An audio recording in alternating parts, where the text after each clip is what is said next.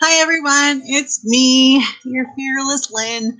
Um, so I'm not too fearless today because I have this blanket up behind me, and this is one of our camping blankets because our house looks like a ski trip exploded right behind this little piece of fabric. So, um, I like to get that out of the way. My house is a disaster. We did have a great time skiing in Aspen this weekend. Incredible snow. It's really nice to be able to leave and have a completely new experience while staying in our state.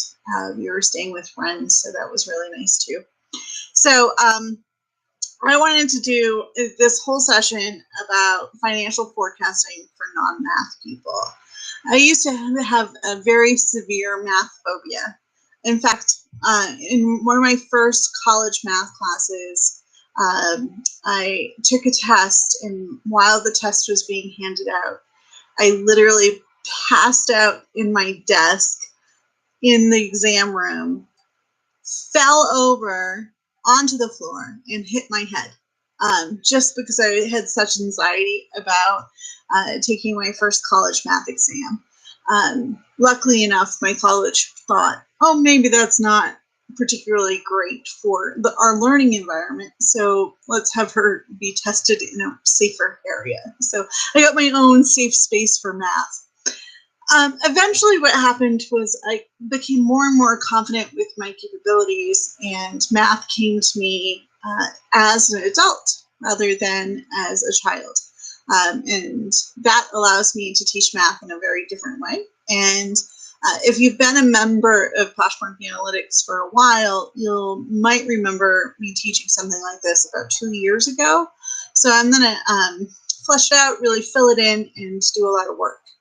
I am on YouTube Live. It used to be able to, in Google Hangouts, it used to be able to allow me to share screen caps and other things that isn't my beautiful face. I can't figure that out today. I've actually spent like 3 hours trying to figure it out. I can't. So I promised you a class. I missed it last week because I had that migraine from hell.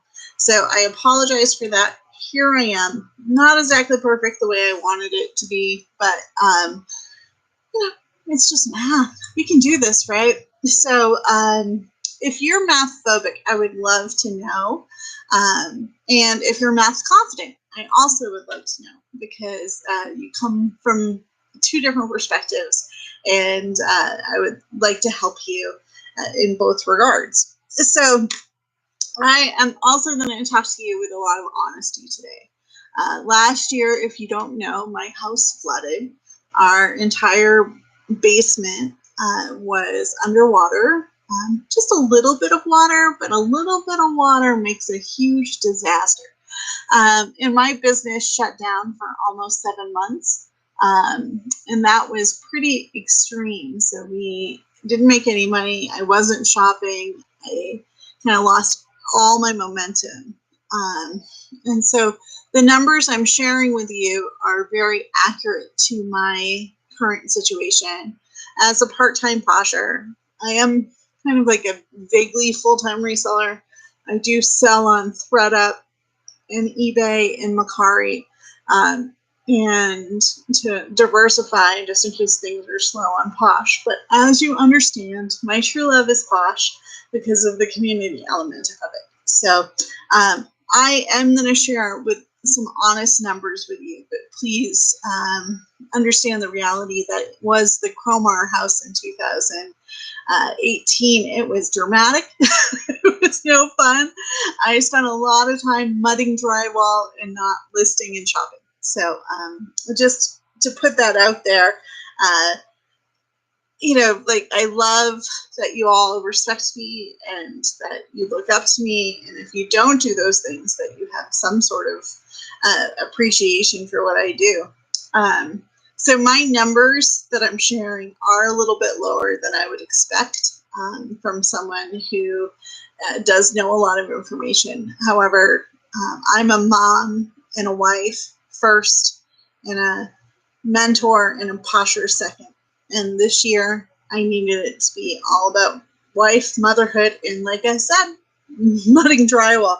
So I think it's really important to talk about those things because I wish I was like some huge Poshmark bala that can blow out 20 packages in a weekend and that sort of thing. I used to be there. I was there for a long time. I'm not currently there, and for the most part, it's by choice.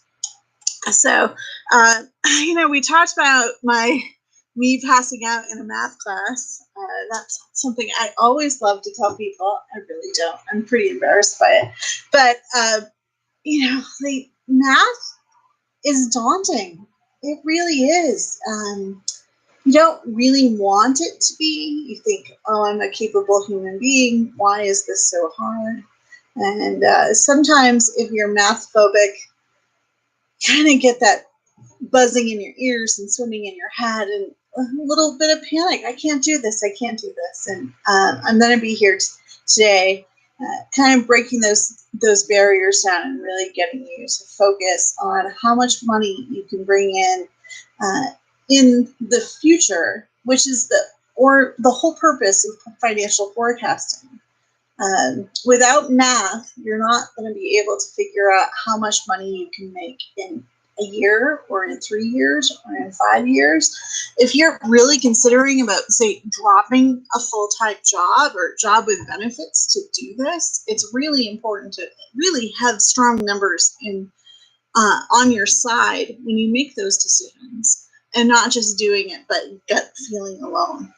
So we're going to do the financial forecasting. I'm going to do it with my own approximate numbers. I'm approximating my numbers just for simple math purposes. So I've rounded up or rounded down just so it can be easy to understand and easy to digest and kind of present it to you that way. So if the number was 93, it might now be 90 or 100.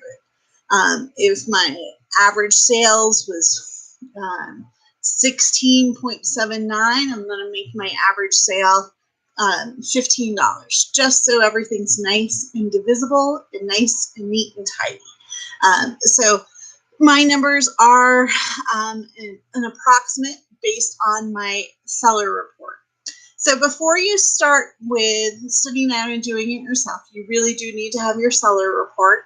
I put in some homework last week. I really want you to have an idea of what your average sales price is, what your average sales price has been for the last 3 months, and a bunch of data like that. So if you didn't see the homework, make sure you know how many sales you've had in the last 3 months, how many sales you've had total, and what is happening what is your average sale for the last 3 months.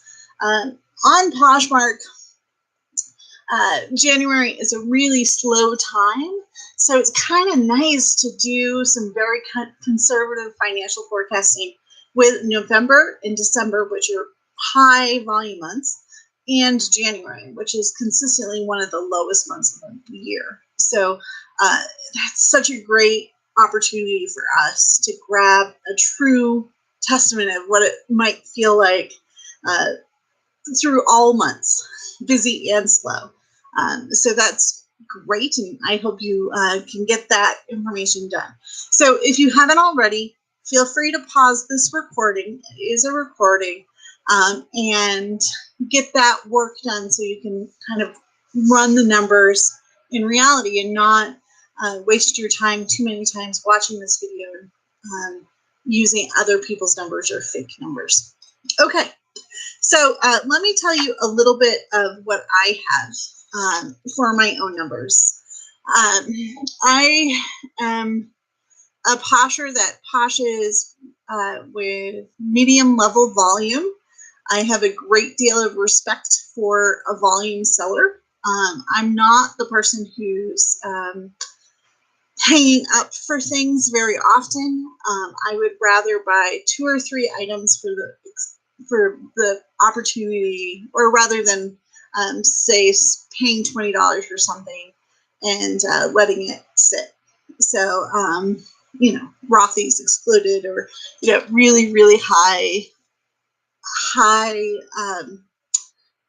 highly desirable items, I will pay up for, but generally not. So, uh, so with that said, my numbers are all about that kind of medium volume. How many items can I get, and how many, and what my average price point for purchasing is. So I know personally my average price point for purchasing is less than $2 per item. I really try to keep into that category, and if I am shopping, I'm trying to buy a bunch of stuff for less than $2 an item. So if I do pay up for something, it still balances out.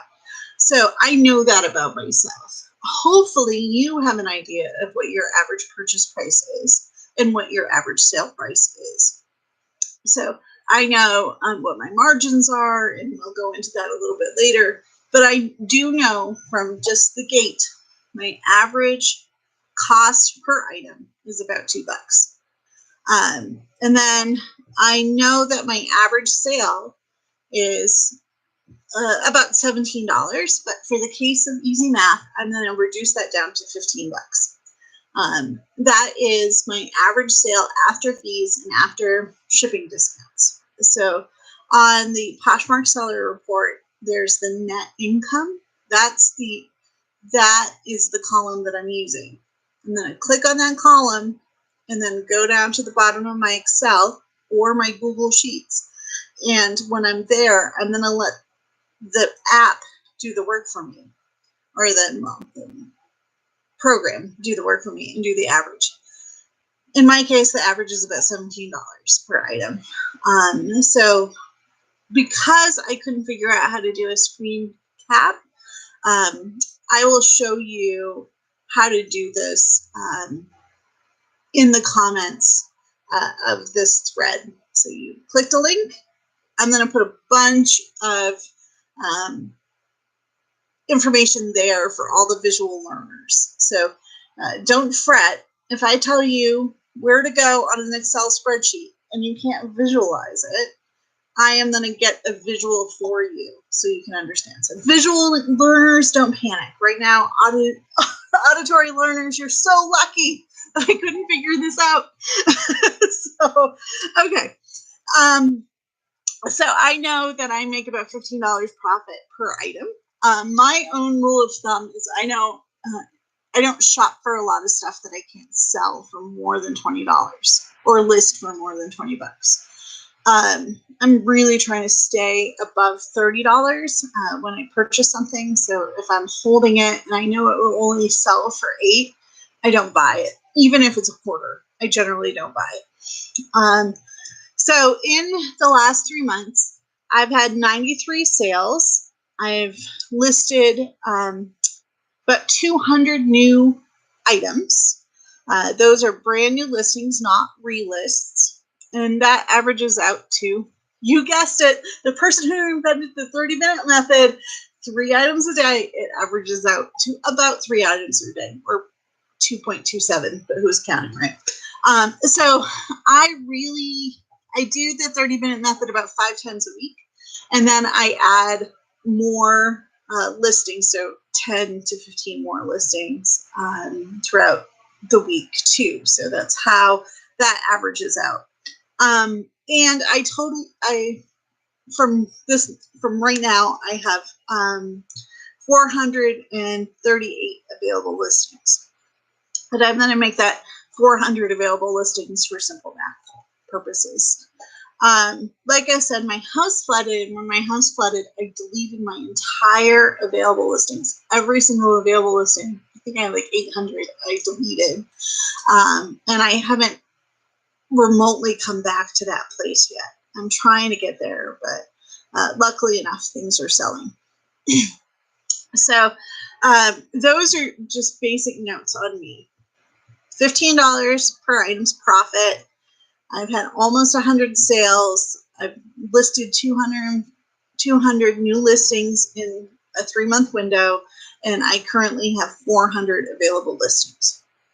So let's stop and break down that math.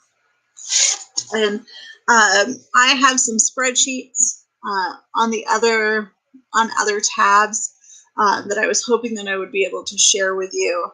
And I also have some text that I created that I was hoping that I could share with you.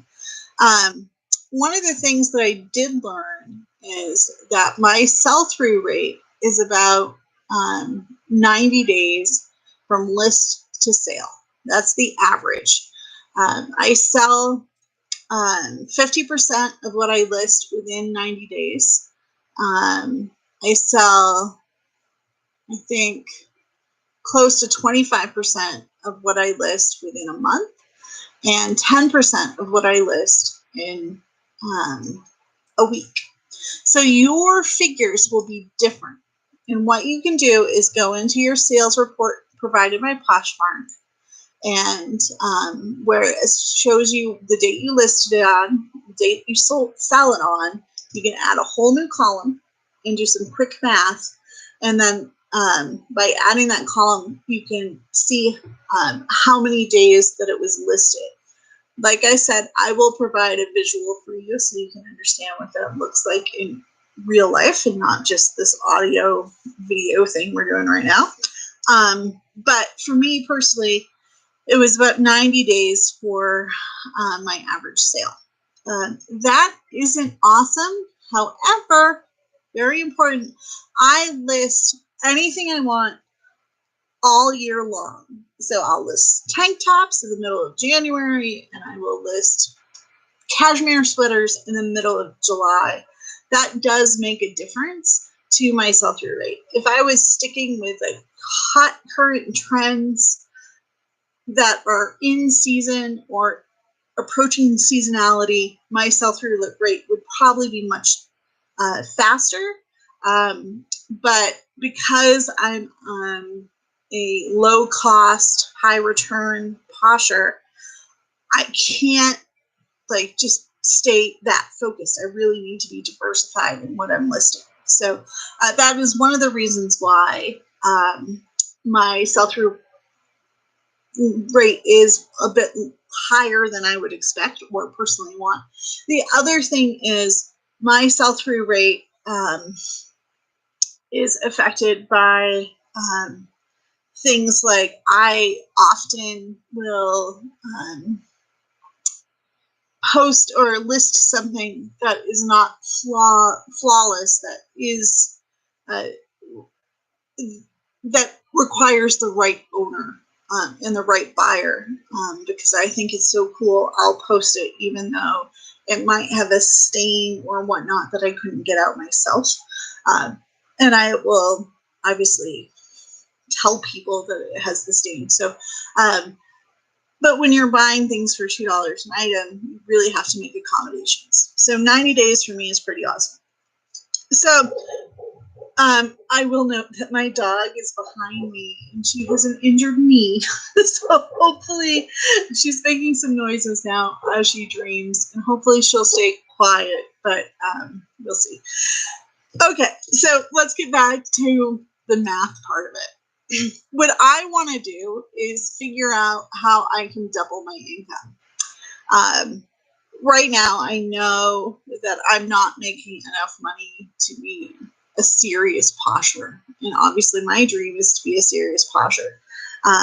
So what can I do in the upcoming months to forecast money out for myself?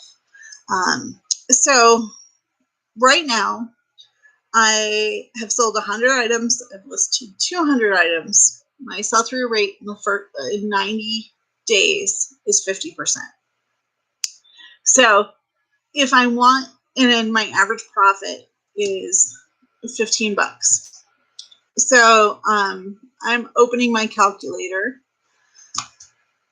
15 times 100 is 1,500 bucks.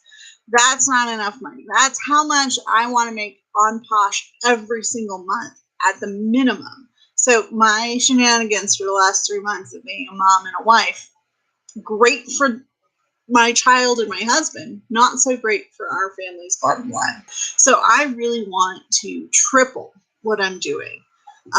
The first thing I could do is increase my listings what my average profit is. Well, because I know who I am and how I posh after doing this for so long, I know that that's not a possibility. But you're not me. So let's talk about that first. So if you're selling a lot of things in the $10 range, the $5 range, let's get you out of that and get you higher. One of my favorite things to advocate for is if you're a rural posher or posher doesn't have an opportunity to source very often, save your pennies, really work hard to travel to source. Like I said in the beginning of this video, I was up in Aspen this weekend. So I had a bunch of money saved up so I could source in Aspen because there's some really high-end brands that just get kind of thrown into the racks. And I had that level of success when I was there. So I got a bunch of things. I probably spent $20 on 10 items that should be selling for $50 or higher. So if you don't have that close to you in your own community or a community near you, save some money, invest in some gas or a ride into a bigger city and source on sale days.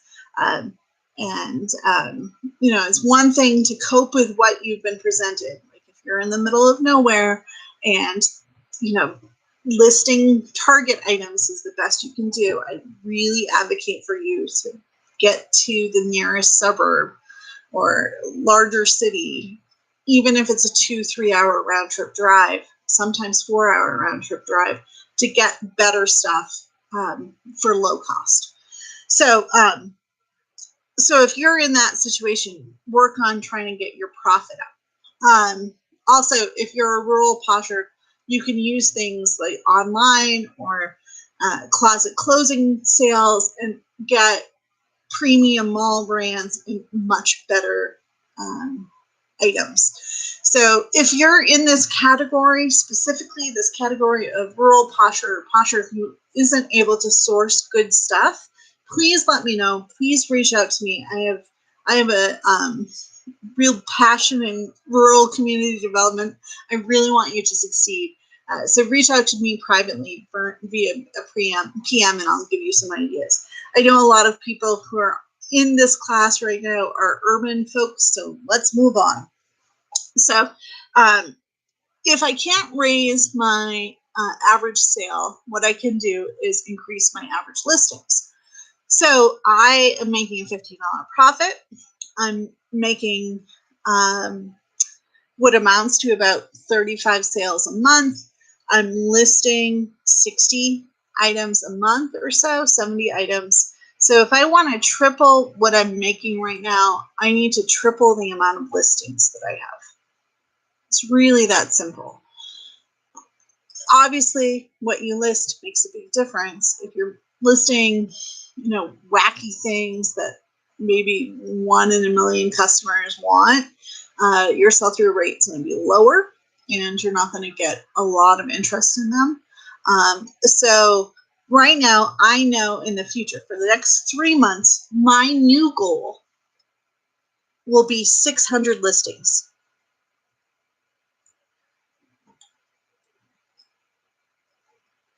So I'm just doing simple math for you guys. I'm just tripling what I want to make.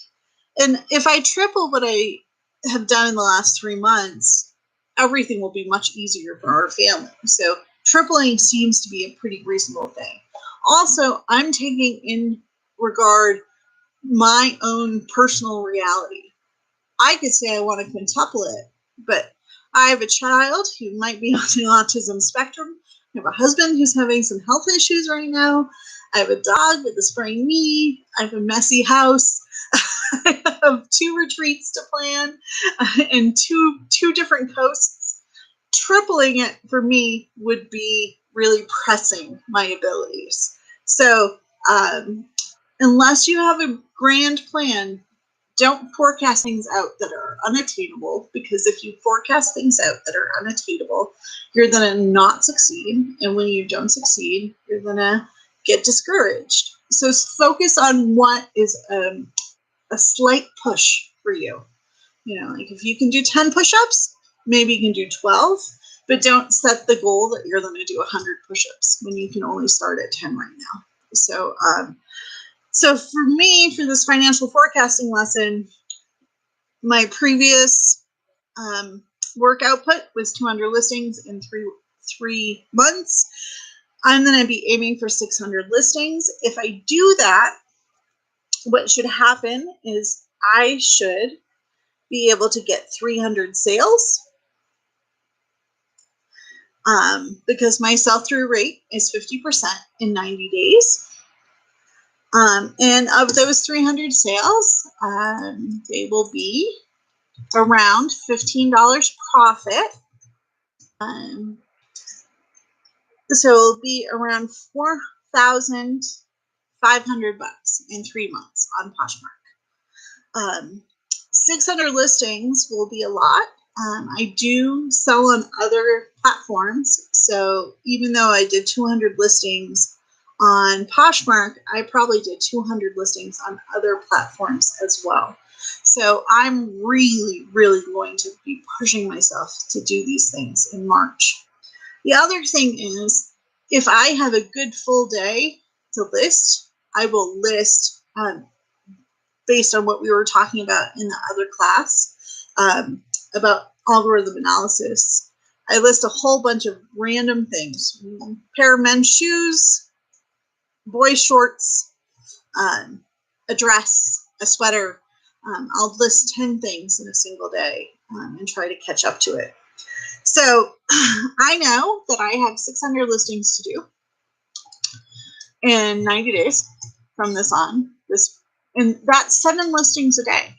So for me, that's not very hard. 7 listings a day to lead to $1,400 or $4,500 seems like a really good rate of return for me. 7 listings takes me about an hour. And then that's like the 30-minute method plus 4 more listings. And with the closet share, that is about 2 hours on the app every day of focused work. So if 2 hours times 90 is 180. That's the amount of time that I'm spending on the app. So that brings me to be making $25 an hour. And when I posh, I try to stay $25 an hour as my hourly income or higher. I really pay attention to this figure a lot. I'm doing this forecasting thing right now with you using my old data, but I will tell you one of those things that I really focus on when I make my goals is to make $25 an hour or more. If not, I could go get a part-time job and not worry about all of the inventory and the shipping and all of that. I have to really make it worth my time. So for me personally, it's $25 an hour. And I live in a fairly expensive place in terms of cost of living. So that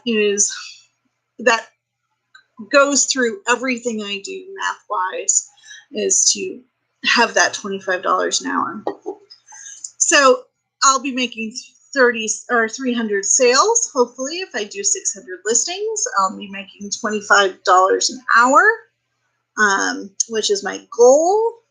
And at the end of this, I should have about 600 available listings at the end of May. So if you don't have the visuals and this is driving you nuts, think about it in terms of, what do you do now? Do you want to maintain what you do now?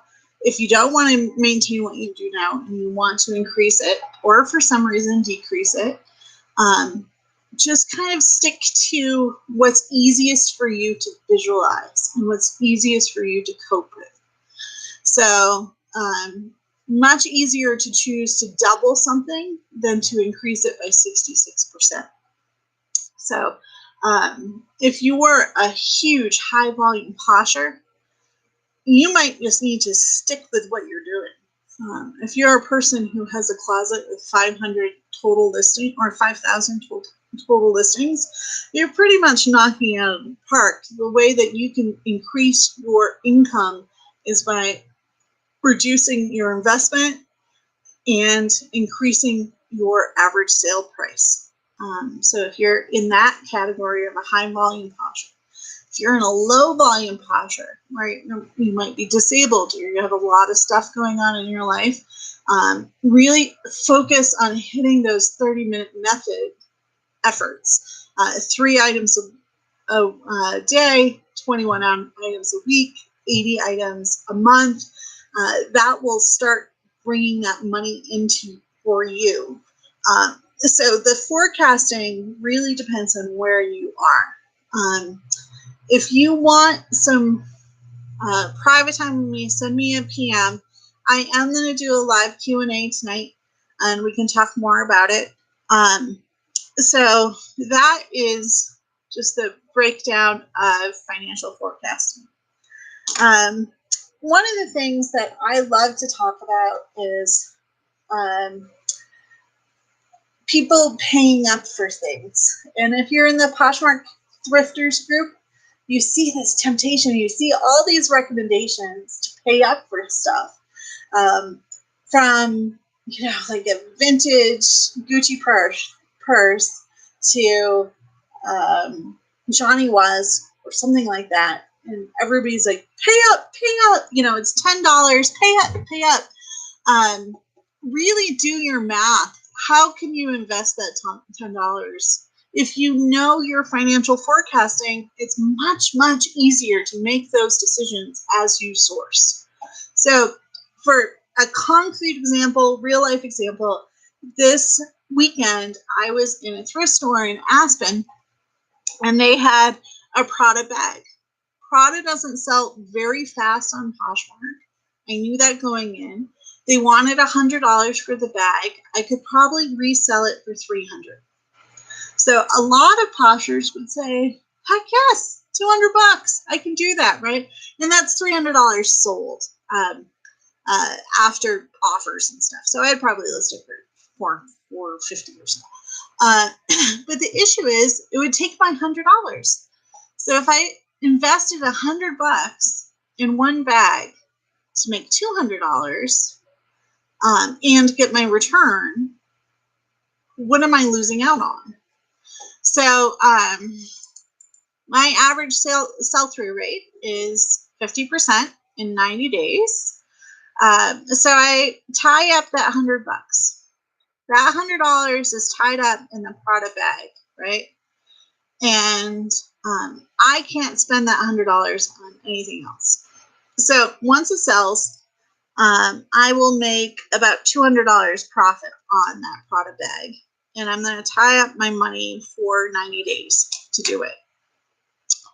Instead, if I keep on keeping on with what I do, and I get 50 items for my $2 average, I have $100 spending money. I get 50 items.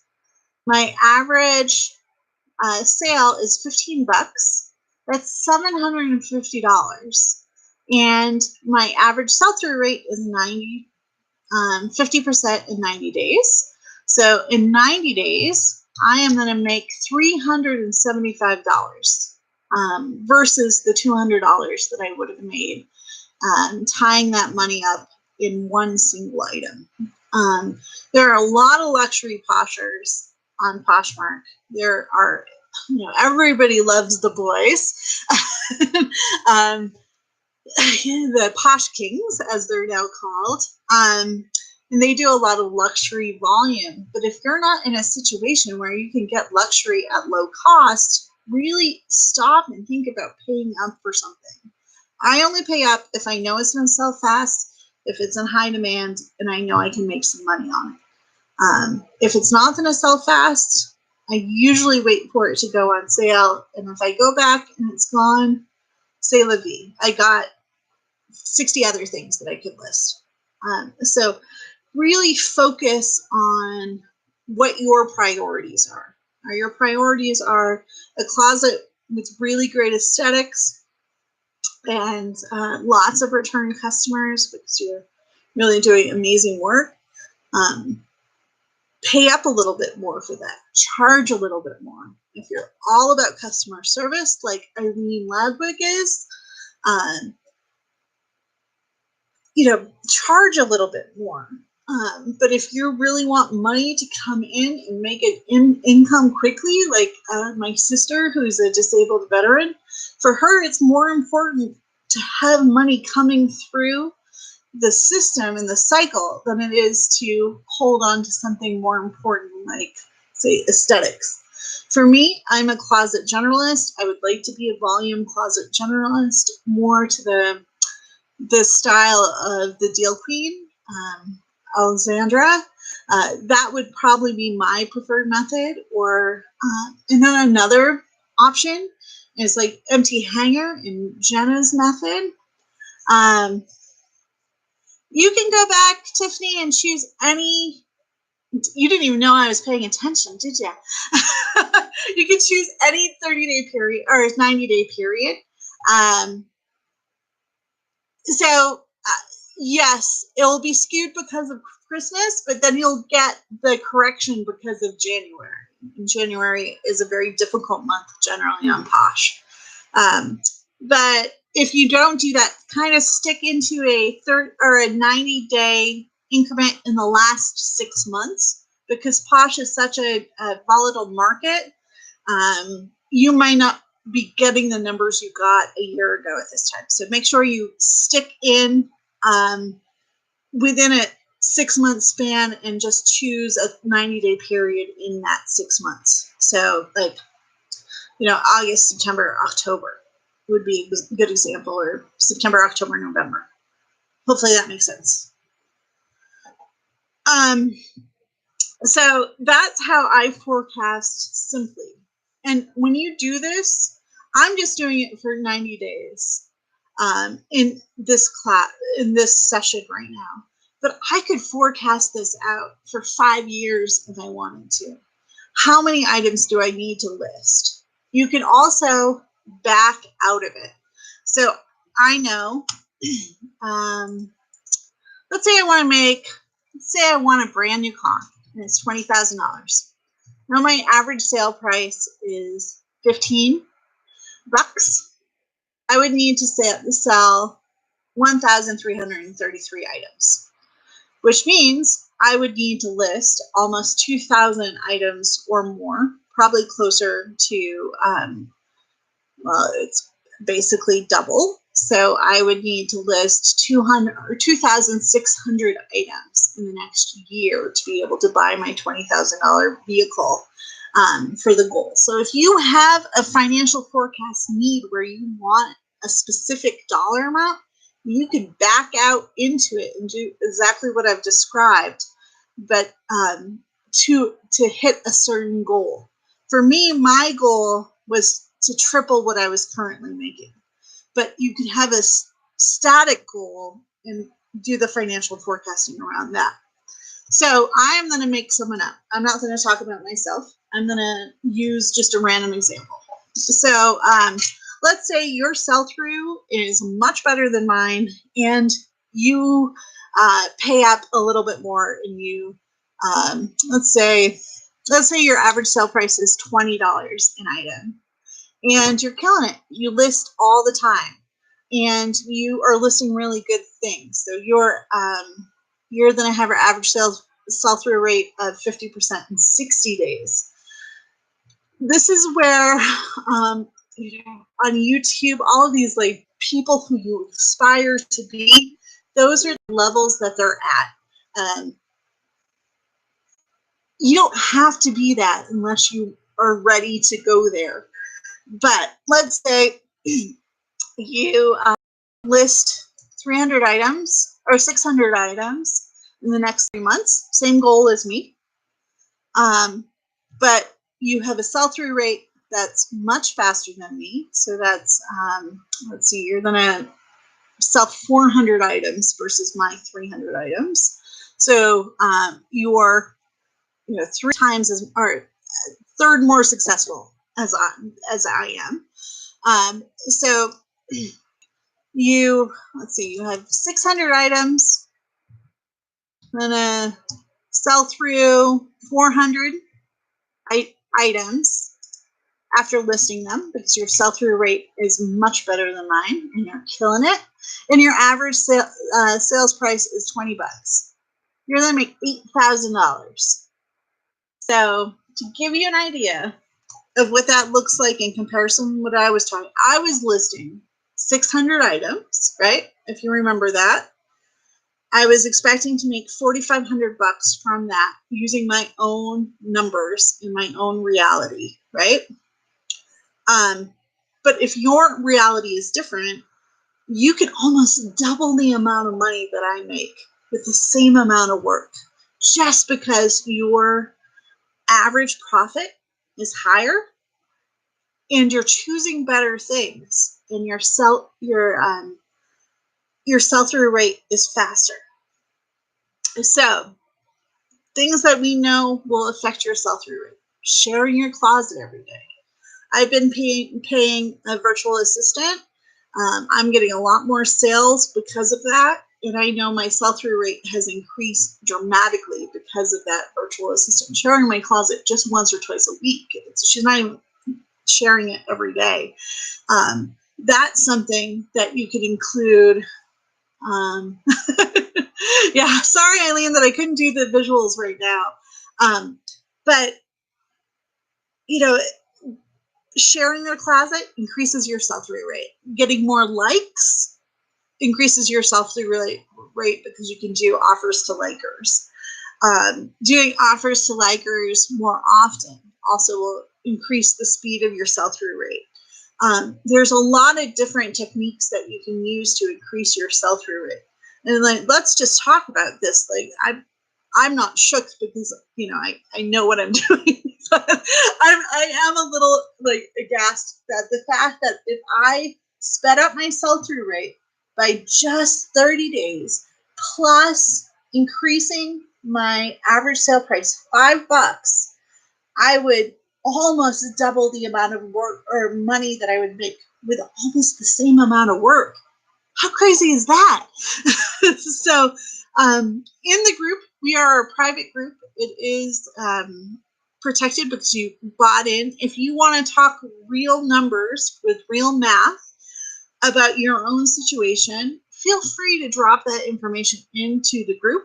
And as a group, I highly encourage you to keep everything that we're learning here today, specifically about my own numbers and what the numbers other people will be sharing, as confidential, and they should remain in this group. One of the things that I was nervous about today is, telling you the reality of my life. And then having this group where I'm mentoring thousands of people, and I'm not pulling in even $1,000 a month on Poshmark. But I know in my heart that I could, but in reality, it's not there for me right now. But it is a risk to tell you all these things. And it's going to be a risk for your other people who have signed up to take this class to share their numbers. So I respectfully request that you keep my numbers and their numbers confidential. And if you want some visuals or specific information or a specific question, feel free to ask and I'll be happy to answer them. So I think that's it. If you want a longer, stretched out version of your financial forecast, say 3 months like I did today, a year, 2 years, 3 years, if you are thinking about getting a business loan or getting a brick and mortar shop, that's stuff that you need to do as part of your business plan. But the fundamentals are here. And if you brought this really basic method of doing things to a bank, they will appreciate your efforts. They're not going to laugh you out of the, you don't need to be a CPA. They're not going to laugh you out of the conference room when you apply for a loan. If you're at that level of where you want for your business to go to the next level and you need a business loan or something, this is a very simple way, but it is a very comprehensive and true way to get a good idea of what you'll be making in the future. And if you're staying the course, you're making good money now, and you want to make the same amount of money in the future, really understanding what your sell-through rate is and what your average sale price is will help you maintain those efforts. People like to complain that Poshmark's changed so much and everybody's a lowballer, et cetera, et cetera. But in reality, if you stay focused to what your end goal is, like I said earlier, my goal is to always list stuff that can be listed for $20 or more. And then my average sale price doesn't decrease very much. In fact, when I did this video for the group, when it was a small group 2 years ago, my average sale price was 18 bucks. So it's only gone down $2. And all of these changes at Poshmark, and my house flooding, and my child going to school, and all of this stuff, just a $2 variation. And I can get that $2 variation back up with not much effort. So you're in control of this, and math is your friend holding your hands, making sure you understand that your future is something that you are fully in control of, and math is going to help you get that into your heart as well. So don't just go by your gut. Really study what your numbers are. Focus on what works for you. Disregard the people who you want. It's one thing to aspire to be like a famous posher, but it's another thing to just be one of those poshers with their nose down, making a lot of money and not telling everybody about it. So if you have any questions, let me know. I'm going to pop on tonight for a live chat with specific questions. I'm also going to put some visuals into the thread. And if you think, I'm always here. Bye, everyone. See ya.